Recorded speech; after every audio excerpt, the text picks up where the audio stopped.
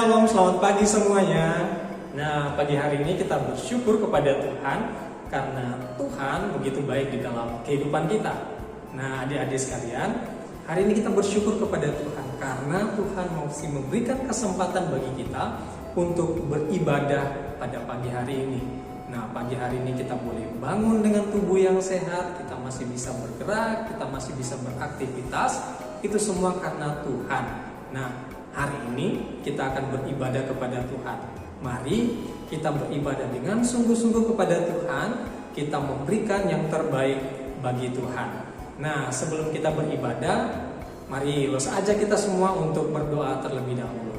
Mari kita berdoa. Ya Tuhan, kami sungguh bersyukur kepadamu karena Engkau Allah yang sungguh baik di dalam kehidupan kami. Terima kasih kalau Engkau telah membangunkan kami pada pagi hari ini dan Engkau memberikan kesempatan bagi kami anak-anak sekolah minggu untuk beribadah ya Allah. Dan kiranya Engkau menolong kami di dalam kami beribadah sehingga kami boleh memuji memuliakan nama Tuhan dengan baik dan kami boleh beribadah dengan sungguh-sungguh kepada Tuhan. Inilah doa kami, inilah syukur kami yang kami naikkan kepadamu. Di dalam nama Tuhan Yesus kami sudah berdoa dan mengucap syukur. Amin. Nah, adik-adik yang diberkati oleh Tuhan, Tuhan menciptakan kita dengan begitu rupa. Kita punya tangan, ada tangan kanan, ada tangan kiri. Kita juga punya mulut, mata. Kita juga punya kaki untuk berjalan. Nah, semuanya itu Tuhan ciptakan sedemikian rupa hanya untuk memuliakan nama Tuhan. Nah, adik-adik, mari kita bersama-sama ajak untuk menyanyikan pujian yang berkata, tanganku kerja buat Tuhan.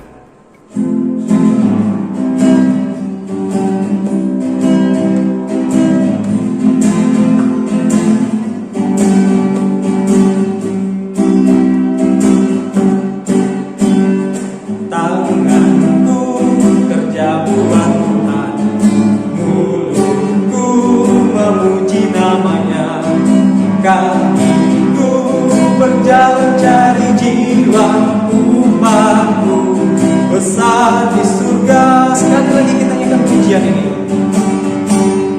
Tanganku kerja buat Tuhan, mulutku memuji namanya. Kakiku berjalan cari jiwa, upahku besar di surga.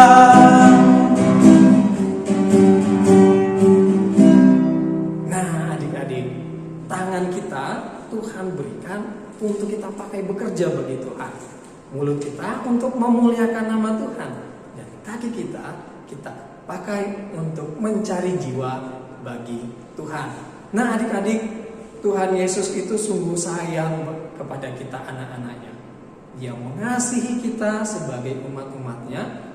Nah, dia telah berikan nyawanya bagi kita untuk menebus dosa-dosa kita. Nah, mari kita nyanyikan pujian yang berkata, Yesus itulah satu-satunya, karena dia adalah satu-satunya yang adalah Tuhan dan Juru Selamat kita.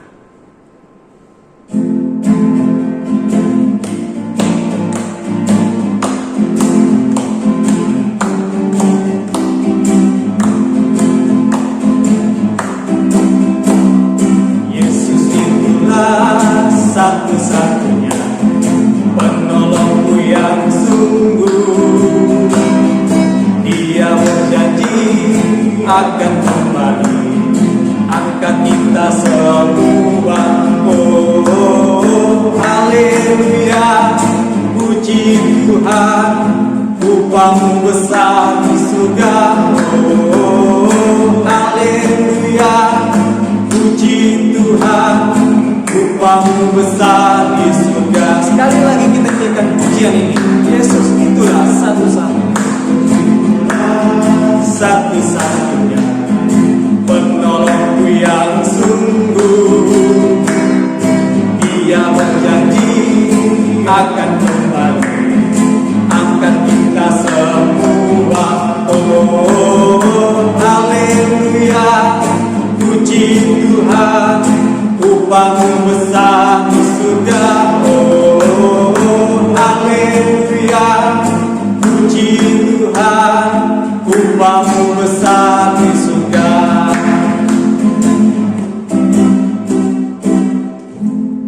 Yesus itulah satu-satunya penolong kita yang sungguh. Nah, adik-adik yang diberkati oleh Tuhan, pagi hari ini tibalah saatnya kita untuk mendengarkan cerita firman Tuhan. Nah, adik-adik, mari kita siapkan hati kita siapkan pikiran kita, mari kita duduk tenang untuk mendengarkan cerita firman Tuhan. Nah, sebelum kita mendengarkan firman Tuhan, mari kita nyanyikan pujian yang berkata, "Betapa hatiku."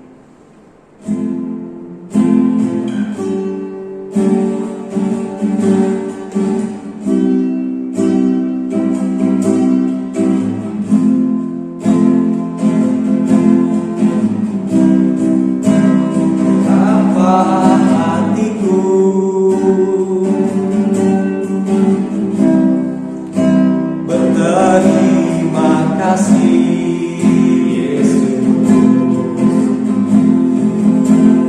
mengasihiku.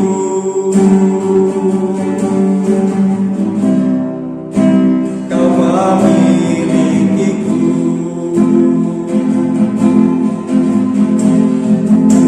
Hanya ini Tuhan persembahanku, segenap hidupku, jiwa dan ragaku.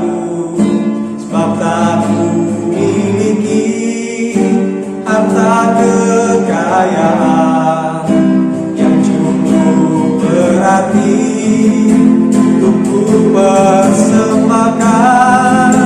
Hanya ini Tuhan permohonanku. Terimalah Tuhan persembahanku.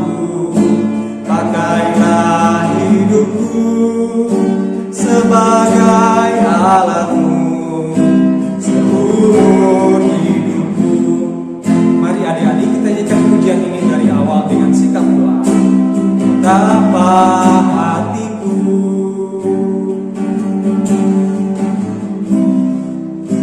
berterima kasih Yesus, Kau mengasihiku.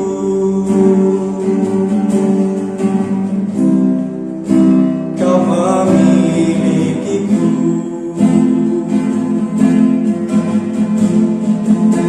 Hanya ini Tuhan persembahanku, segenap hidupku, jiwa dan ragaku. Sebab tak kumiliki harta kekayaan yang cukup berarti untuk ku persembahkan. Hanya ini Tuhan permohonanku. Terimalah Tuhan persembahanku. Pakailah hidupku sebagai alatmu seumur hidupku.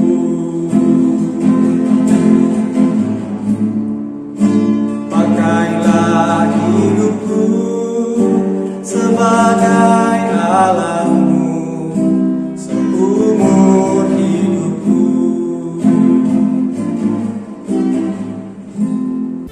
Shalom adik-adik, Oso berharap kalian semua dalam keadaan sehat dan baik ketika menyaksikan akan cerita di saat ini.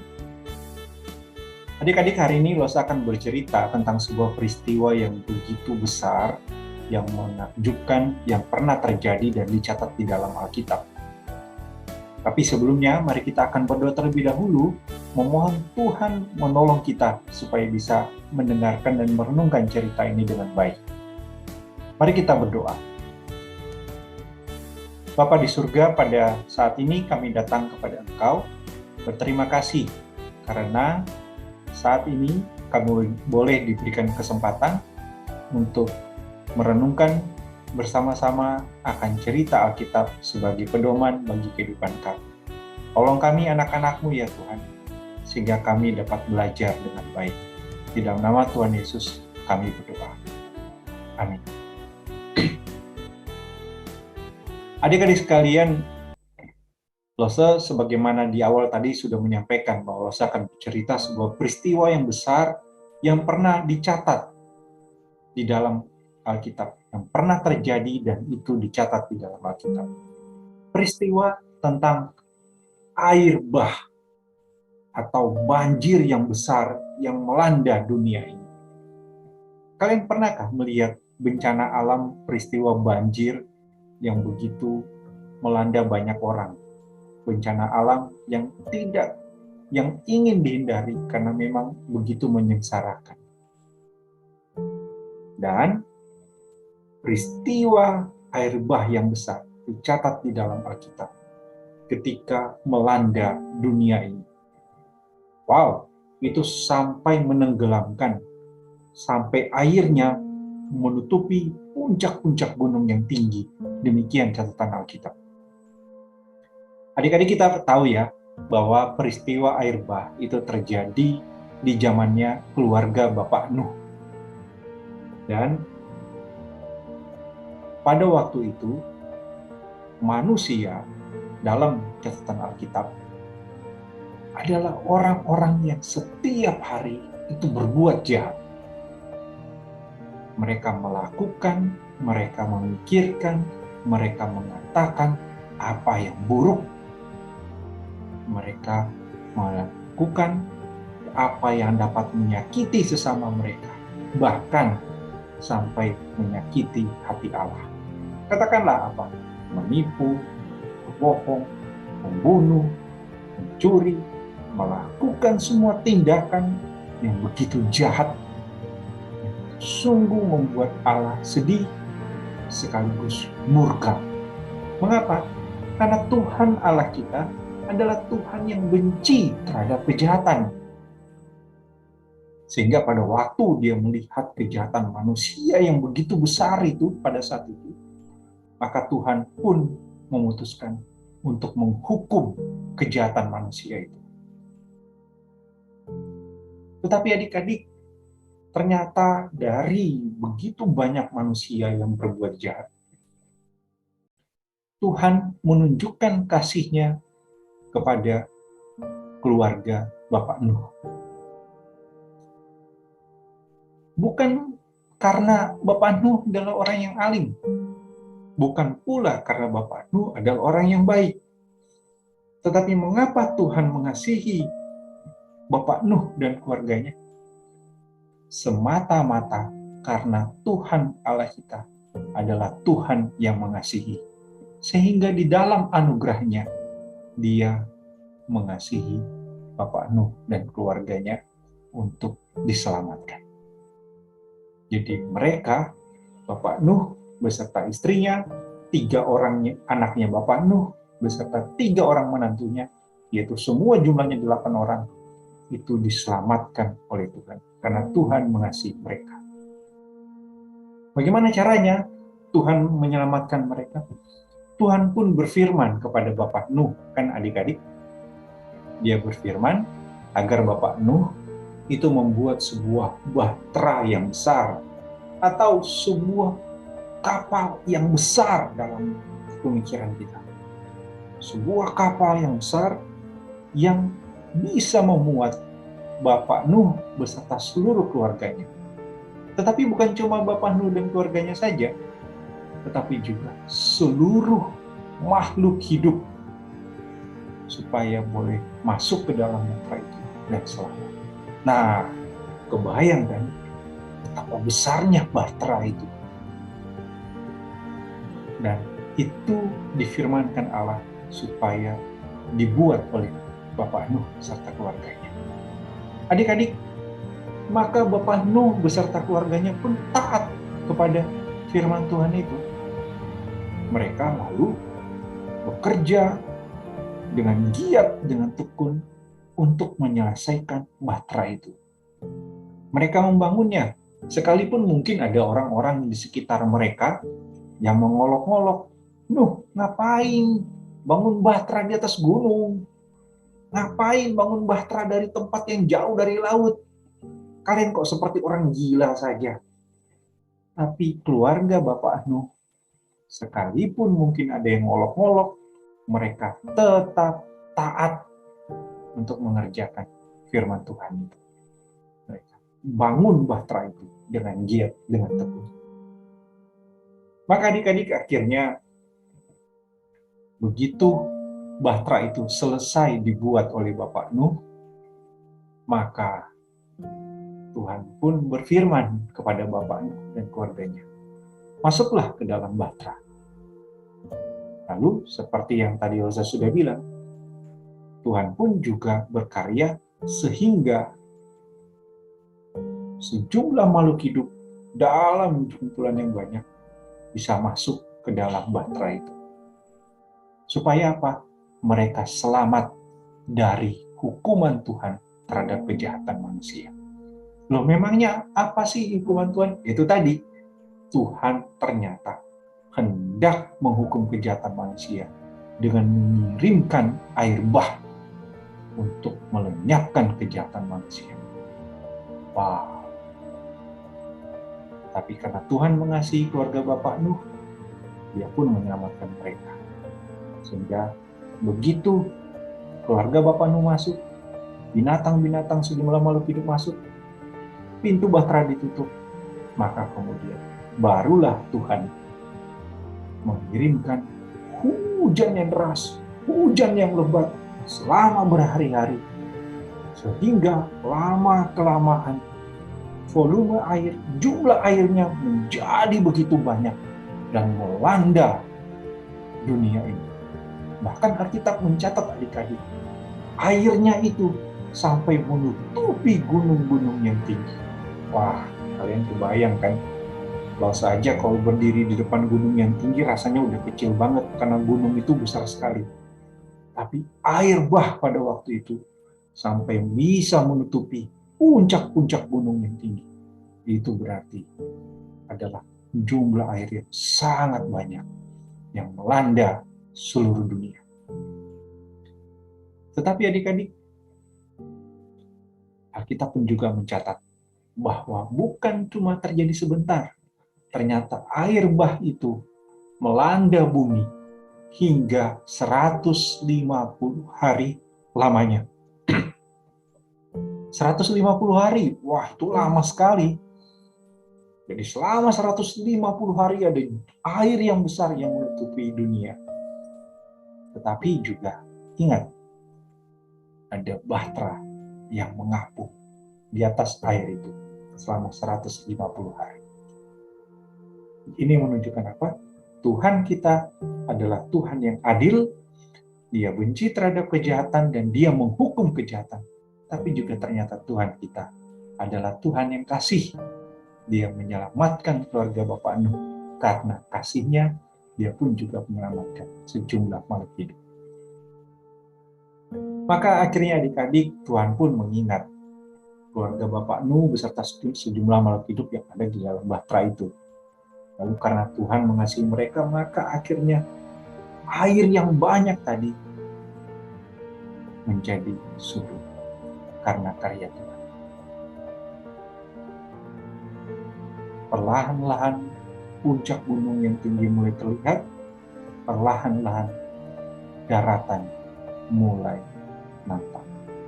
Sehingga Bapak Nuh boleh keluar bersama keluarganya dan berjalan lagi, tidak lagi di dalam bahtera. Sejumlah makhluk hidup yang lain pun juga bisa keluar dan berjalan lagi di daratan. Adik-adik sekalian, sungguh mengagumkan karya Tuhan itu. Mengapa? Karena Tuhan yang adil juga adalah Tuhan yang kasih. Dan Dia pun berjanji. Tuhan berjanji, buat janji sama manusia. Tuhan berjanji kepada Bapak Nuh bahwa Dia tidak lagi akan mengirimkan air bah yang memusnahkan bumi. Dia tidak lagi akan mengirimkan air yang dahsyat yang akan melenyapkan banyak kehidupan. Tuhan berjanji tidak akan melakukan itu, dan Dia memberikan tanda dari janjinya. Apa itu?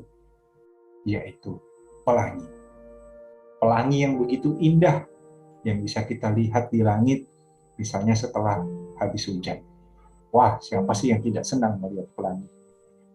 Ternyata adik-adik, pelangi adalah tanda dari kasih Tuhan kepada manusia. Sehingga itu mengingatkan kita bahwa ya, Tuhan adalah Tuhan yang adil, tapi juga adalah Tuhan yang kasih. Maka adik-adik, Bapak Nuh bersama keluarganya yang telah menerima kasih Tuhan itu sehingga mereka boleh selamat, apa yang mereka lakukan? Mereka pun bersyukur kepada Tuhan. Mereka membuat mezbah dan memberikan korban syukur mereka kepada Allah. Mengapa? Karena mereka telah menerima kasih Allah. Jadi adik-adik, dari cerita ini tentang air bah, kita diingatkan dua hal. Pertama, bahwa Tuhan itu benci terhadap kejahatan. Sehingga kita jangan lagi melakukan kejahatan. Kita jangan lagi sebagai anak-anak Tuhan hidup berbuat apa yang buruk. Mengucapkan apa yang buruk, memikirkan apa yang buruk, melakukan apa yang buruk. Janganlah kita perbuat. Tuhan kita membenci kejahatan itu. Selain itu juga adik-adik, yang kedua adalah kita diingatkan bahwa Tuhan kita adalah Tuhan yang kasih. Dia telah menunjukkan kasih-Nya kepada Bapak Nuh dan dengan menyelamatkan mereka. Sehingga Bapak Nuh bersama keluarganya bersyukur kepada Allah karena kasih-Nya itu. Nah, kita juga sebagai anak-anak Tuhan juga telah menerima kasih Allah yang begitu mengagumkan, yang luar biasa. Apa itu? Itu yang sebentar lagi akan kita peringati pada bulan depan. Itu pada waktu Yesus Kristus anak Allah datang ke dalam dunia, memberikan dirinya dengan mati di kayu salib, supaya Lause dan kalian bisa selamat, bisa bebas dari dosa-dosa kita. Sehingga kita tidak mengalami hukuman yang mengerikan. Kita bersyukur karena kasih Tuhan yang begitu besar, yang telah menyelamatkan kita dari jerat dosa. Kita bersyukur. Bagaimana caranya? Dengan menaati apa yang diperintahkan Tuhan. Dengan tekun melakukan apa yang menjadi firman Tuhan. Sehingga kita bisa menyenangkan hati Tuhan. Mengapa? Karena Tuhan kita, selain Tuhan yang adil, juga adalah Tuhan yang mengasihi. Maka kita yang telah menerima kasih, hiduplah dengan penuh syukur kepada Allah, dengan menaati apa yang menjadi kehendak Allah. Baik adik-adik, Lause akan mengakhiri cerita hari ini dengan berdoa. Mari kita berdoa. Bapa di surga, kami berterima kasih karena pada saat ini kami boleh bersama-sama mendengarkan dan merenungkan cerita Alkitab tentang keadilan dan kasih Tuhan yang begitu membenci kejahatan, tetapi juga menunjukkan kasih kepada manusia berdosa. Kami bersyukur memiliki Bapa yang mengasihi kami, ya karena kami adalah orang tidak pantas untuk dikasihi. Kami adalah orang berdosa yang seharusnya menerima hukuman, namun Yesus Kristus anak Allah telah datang menunjukkan kasih Allah kepada kami dengan menyelamatkan kami dari dosa. Karena itu tolong kami ya Allah untuk bisa selalu mensyukuri akan apa kasih-Mu yang besar itu. Dan selalu Engkau tuntun untuk dapat taat pada apa yang menjadi kehendak-Mu ya Tuhan Allah. Tolong kami, baik di rumah, baik di sekolah, maupun dimanapun kami berada, untuk hidup menyenangkan hati-Mu. Dalam nama Tuhan Yesus, kami berdoa berterima kasih. Amin. Baik adik-adik, sampai berjumpa lagi dalam episode cerita berikutnya. Dadah!